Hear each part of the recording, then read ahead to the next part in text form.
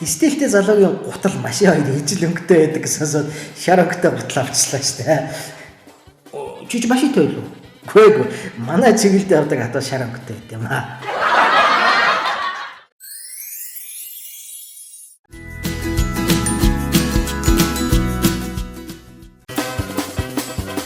Энэ олон бүхний төрлүүдийн хооронд нь өдөө ялахгүй маа гэсэн.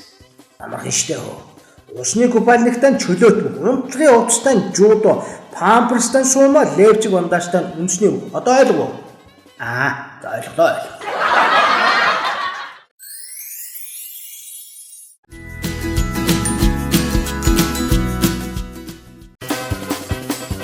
Энэ намын залуус яахлаараа сахлаа усчт юм бол чи мэдгүй юм уу?